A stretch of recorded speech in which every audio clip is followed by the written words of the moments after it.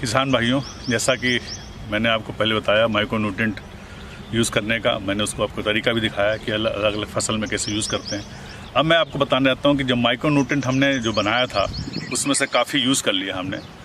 अब जो बचा हमारे पास उसके अंदर दोबारा फिर आप उसके अंदर वेस्ट डिकम्पोज़र का सलूशन मिला दें। देखिए वेस्ट डिकम्पोज़र का सलूशन ये हम लोग इसमें मिला रहे हैं, तो उसमें जो बदबू आने लगी थी थोड़ा सा वो ख़त्म हो जाती है जैसे वेस्ट डिकम्पोज़र डालेंगे। और जो वेस्ट डिकम्पोज़र डालने का एक तो फ़र्क ये पड़ता है कि जो भी आपका दाल इसमें डाली थी हमने दलहनी तिलहनी दोनों इसके अंदर आपके पाउडर थे, तो और इसके साथ में आपको मालूम है कि हमने लोहे के कीले डाली थी, इसके साथ में कॉपर का बर्तन डाला था और थोड़ा सा जिंक का डस्ट डाला था। इसके अलावा भी आप कुछ आपके पास डाल सकते हैं।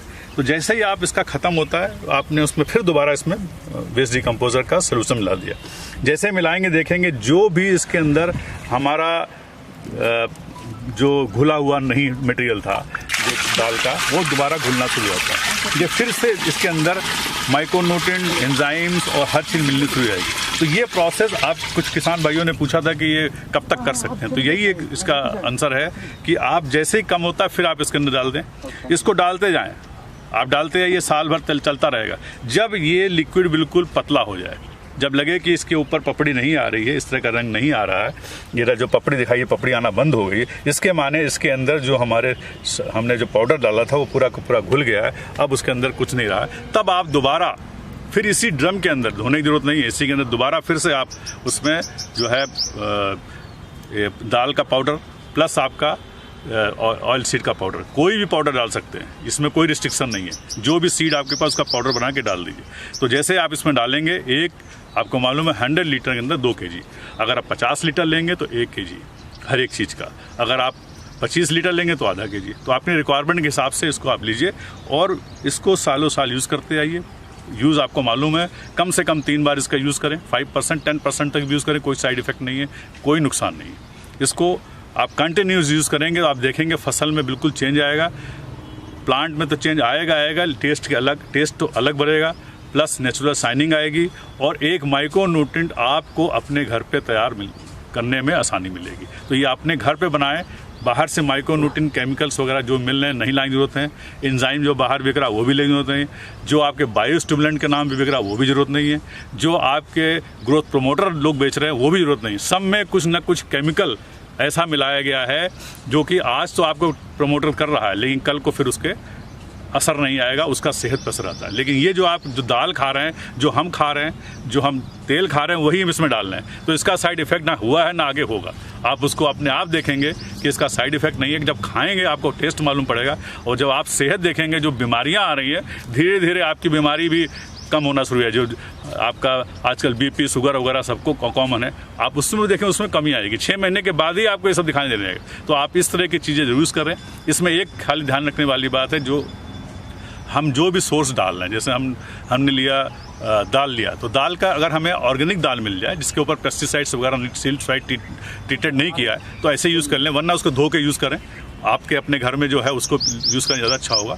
और बाहर से जो मार्केट से लाते हैं उसमें केमिकल ट्रीटेड होता है, तो उसको अच्छे से धो लें, धोने के बाद यूज़ करें। तो कोई भी पाउडर कोई भी चीज़ लेके यूज़ करें। कोई भी सॉइल, अगर आपके पास soil mineral soil rich soil है, जैसे मैग्नीशियम है, कैल्शियम है, आपका बोराक्स है, कोई भी सॉइल हो, वो सॉइल को 1 kg इसके साथ 100 लीटर में डाल देंगे तो उसके अंदर के भी न्यूट्रिएंट आना शुरू हो जाएंगे, तो ये और रिच होना शुरू हो जाएगा। तो इसको जितना रिच चाहें उतना कर लें, और इसमें माइक्रो न्यूट्रिएंट कोई लिमिट नहीं है, जितना आप डालेंगे उतना फ़ायदा मिलेगा। धन्यवाद। किसान भाइयों, जैसा कि मैंने पहले आपको दिखाया था माइक्रो न्यूट्रिएंट बनाना, वेस्ट डिकम्पोज़र जो एक बॉटल है उससे आप लोग ये बॉटल इसका यूज़ करते रहे हैं। इसके मटेरियल को आप 200 लीटर में डाल के, गुड़ डाल के आपने 7 दिन में जो सलूशन तैयार किया, वेस्ट डिकम्पोज़र सलूशन, उसके अंदर ही हमने बताया था कैसे कि आपको माइक्रो न्यूट्रिएंट बनाना है। उसके अंदर हमने आपके दाल पिसी हुई दालें डाली, कुछ हमने आयरन के कील डाले। जैसा कि मेरा मानना है कि किसी भी पेड़ को, जिसको हमें किताबों में लिखा है, जो हम लोग को मालूम है कि 18 एलिमेंट्स वगैरह चाहिए होते हैं, लेकिन मेरा मानना है कि अगर हम एलिमेंट्स बढ़ा दें 100 से ऊपर चले जाएँ, 108 तक एलिमेंट तक हम उसको कर दें, चाहे वो विटामिन्स हो, हार्मोन्स हो, टोटल मिला के अगर उसकी मात्रा बढ़ा दें, तो जो आने वाली फसल है, जो फ्रूट्स, उसका साइज़ बढ़ जाएगा, उसका नेचुरल कलर आएगा, और आप में जो उसमें ट्रांसफॉर्मेशन होगा क्वालिटी वाइज, आपका साइज़ वाइज, वो बिल्कुल अद्भुत होता है। यही रीज़न है कि पहले जो हम लोग को साइज़ मिलता था, चाहे सब्जी हो चाहे फल हो, सबका साइज़ बड़ा होता था। तो वही एक कोशिश की जा रही है कि आपको दिखाएं कि अगर हम माइक्रोन्यूट्रिएंट अलग अलग तरह से ऐड करते हैं, वो भी माइक्रोन्यूट्रिएंट जो हमारे नेचुरल सोर्स से आते हैं, आपको केमिकल नहीं लेना, पहले भी मैंने बताया। तो आज मैं दिखाना चाहूँगा कि एक, हम सब जानते हैं कि मिट्टी जो होती है आपकी, तरह तरह की मिनरल्स हमारी मिट्टियाँ होती हैं, उसके अंदर मिनरल्स बहुत सारे होते हैं। तो थोड़ा सा पहले मैं दिखाऊंगा कि आपको ये आज कलर कैसा दिख रहा है। इसके अंदर आपको मालूम है कि हमने दोबारा फिर से जो निकाला, 30-40 लीटर हमने निकाला था, लिक्विड निकालने के बाद फिर इसके अंदर वेस्ट डिकम्पोजर डाल दिया। अब इसको चलाने के बाद देखिए, फिर वो कलर हल्का है लेकिन फिर भी ये आ गया है। तो ये आपका देखिए, ये कलर कम है, ये हल्का है, ये हल्का है। इससे मालूम पड़ता है कि अभी ये रेडी हो गया। लेकिन आगे जब हम जो है इसके अंदर थोड़ा सा हमें फिर से दोबारा दाल, पिसी हुई दाल और पिसे हुए ऑयल सीड्स के जो भी हमारे पास अवेलेबल हो, ये ज़रूरी नहीं कि हम अरहर, मूंग या डालें, कुछ मसूर या कोई भी जो भी दाल आपके पास हो। अगर आपके वहाँ रागी है तो रागी को डालिए, साउथ में रागी आराम से मिल जाती है। आपके पास बाजरा है, ज्वार है, जो भी है उसको पीस के इसके अंदर डाल लें, क्योंकि हर एक अन्न के अंदर कोई ना कोई मिनरल्स है, कोई ना कोई आपके उसके अंदर प्रोटीन्स हैं और फाइबर्स है, बहुत सारे उसके अंदर फ़ायदे मिलते हैं। तो उसको जैसे आप इसमें डालेंगे तो तरह तरह के आपके जो प्रोटीन्स हैं, एंजाइम्स हैं, आपको मिलना शुरू हो जाएंगे। आज मैं आपको जो दिखाना चाह रहा हूँ कि एक अद्भुत अपने पास मिनरल है, ये है, इसको हम लोग हिंदी में गेरू बोलते हैं। ये अलग अलग कलर में आता है। एक तो ये आपका कलर है ये, इसके अलावा दूसरा इसके अंदर आपका येलो कलर का भी आता है, प्लस रेड कलर का भी आता है। तो ये अलग अलग तरह का लाता है, और ये आपके हिंदुस्तान में ही हर क्षेत्र में, अलग अलग क्षेत्रों में पाया जाता है। तो ये मिनरल्स अगर आप देखें तो इसका उपयोग आपने देखा भी होगा कि हम लोग जो अगर सुनार की दुकान पे देखें तो वो लोग उसको सोना और चांदी में इसको लगाते हैं, उससे पॉलिश करते हैं, समय यूज़ करते हैं। प्लस जो हम लोग घरों में यूज़ करते हैं, गांव में गाय या भैंस जो है उसके सींग के ऊपर इसको लगाते हैं। इसके अलावा आपको मालूम होगा कि हमारे जो ऋषि मुनि थे वो लोग इसको अपने शरीर में लगाते हैं, पूरे बॉडी में इसको पोत लेते हैं। तो इसका उपयोग बड़ा अलग है, क्योंकि ये जो मिनरल्स है इसके अंदर आयरन ऑक्साइड है, टाइटेनियम की मात्रा इसके अंदर है और बहुत सारे मिनरल्स हैं। इसका उपयोग मैंने अपने ऊपर भी किया है। बचपन में आपको मालूम है अगर एलर्जी होती है, हमें ईचिंग होती है, तो हम इसको अगर आप रोटी के अंदर मिला के पूड़ी बना के खा लें 30-40 दिन, तो आपकी वो बिल्कुल एलर्जी ख़त्म हो जाती है। ये एलर्जी ख़त्म करने का एक बहुत अच्छा साधन है। अंदर पेट के अंदर जो टॉक्सिटी है, अगर इसको थोड़ी सी मात्रा में अगर आप 2 चुटकी खा लें तो उससे टॉक्सिटी भी ख़त्म होती है। तो ये सब इसके अद्भुत यूज़ हैं, और इसका आयुर्वेदिक में भी यूज़ होता है। आयुर्वेदिक में हम लोग इसको डालते हैं, उसका यूज़ करते हैं, प्लस पित्त वगैरह का कंट्रोल करने के लिए काम आता है। मेजर चीज़ ये है क्रॉप के लिए, अगर हम इसको डालते हैं तो जो हीट से जो नुकसान होता है वो हीट को भी ये कंट्रोल करता है।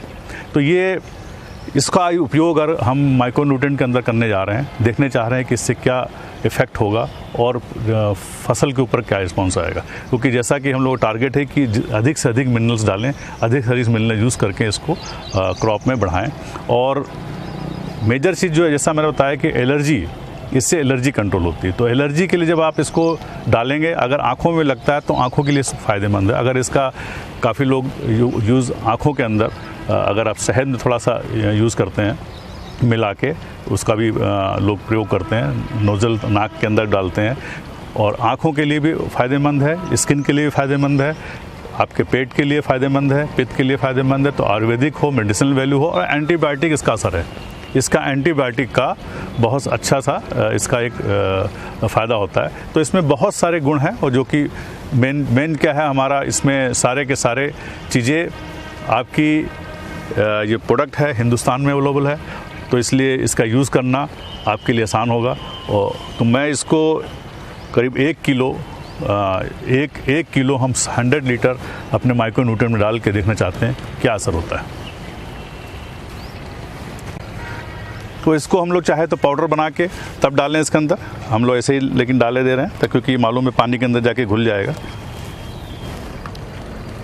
करीब 1 किलो 100 लीटर माइक्रो न्यूट्रिएंट के अंदर हम लोग डाल रहे हैं। इसी तरह से और भी बहुत सारे आपको मालूम होगा जो कि हमारी मिट्टियां हैं जो कि काम आती हैं, उसके अंदर मिनरल्स होते हैं जो कि हम मेडिसिनल वैल्यू है उसकी, हम लोग अपने पहले पुराने ज़माने में पूर्वज लोग हमारे यूज़ करते रहे, वो हर तरह की मिट्टी जो कि फ़ायदेमंद है उसको डालें। लेकिन इस तरह की कोई मिट्टी नहीं डाल दें कि जो जिसमें कि बैक्टीरिया हो और टॉक्सिटी हो। तो इसलिए जिसके बारे में आपको मालूम है वही मिनरल्स यूज़ करें, क्योंकि ये हमारा आयरन ऑक्साइड्स से है मेजर, और बाकी जो इसके अंदर हैं वो मिनरल्स हैं, इसके साइड इफ़ेक्ट कुछ नहीं। इसलिए मैंने ये गेरू लिया। अब ये गेरू जो हम लोग बोलते हैं, ये हिंदी में गेरू बोलते हैं, आपका इसका उर्दू में भी नाम गेरू है, इसको हम लोग मराठी में भी गेरू बोलते हैं। तो अलग अलग जगह पे इसका नाम हम लोग अलग अलग तरह से लिया जाता है। तो 3-4 जगह इसको हम लोग गेरू बोलते हैं। बाकी तेलुगु में इसको कवि बोला जाता है, तमिल में इसको कवि काल बोलते हैं, फिर इसके बाद हमारे मलयालम जो केरला साइड में कवि मन्नू बोलते हैं, आपका पंजाबी में गेरी बोलते हैं, बंगाल में गिरी मिट्टी बोलते हैं। तो ये हर एक का अलग अलग है, लेकिन ये हमारे देश के हर कोने में मिलता है। तो मेजर चीज़ है कि हर जगह मिलता है, इसका अद्भुत यूज़ है। इसको डालने के बाद जब हम इसको छोड़ देंगे 10 दिन के लिए छोड़, ताकि जितने इसके मिनरल्स हैं सब बाहर आ जाएं। अब इसके अलावा आपको मालूम है कि हम लोग राख का भी बहुत यूज़ करते हैं, जो कंडे की राख है, जो आपके ये कंडे की राख हमने ली है। कंडे के राख को आपको मालूम है कि हम लोग पेड़ों के ऊपर इस पर डालते हैं ताकि इससे आपके एफेक्ट्स वगैरह कम आते हैं, और ये प्रैक्टिस है, गांव में हमेशा प्रैक्टिस है कि इसको हम लोग डाल देते हैं, बैगन हो या किसी फसल पे डाल देते हैं। इस राख को भी हम यूज़ कर रहे हैं क्योंकि इसके अंदर भी बहुत सारे ऐसे तत्व हैं जो कि हमारे फ़ायदेमंद हैं। तो 1 किलो राख जो हमारे घर की निकलती है उसको भी इसमें मैं डालने जा रहा हूँ।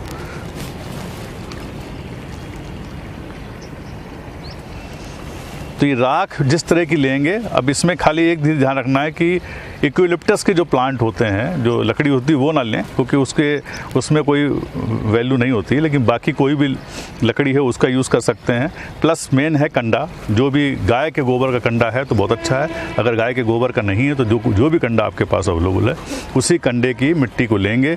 गाय की अगर गोबर की मिट्टी लेंगे तो ज़्यादा पावरफुल होगी, अगर आपकी दूसरी मिट्टी ये आपका राख लेंगे तो थोड़ा कम होगा, लेकिन फ़ायदा दोनों से ही मिलेगा। तो ये आप इसमें करीब 1 किलो इसमें डाल दें, और डालने के बाद इसको अच्छी तरह से हम लोग चलाएंगे डंडे से।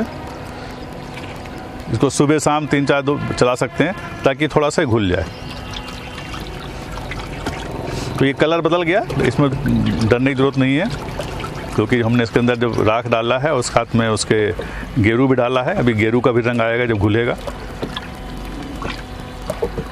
तो ये 7 दिन के बाद रेडी होना शुरू होता है, लेकिन 10 दिन में ही इसको प्रयोग करेंगे हम। 10 दिन के बाद इसको देखेंगे कि क्या रंग आया और कैसा इसका उपयोग हुआ। इसको स्प्रे करेंगे।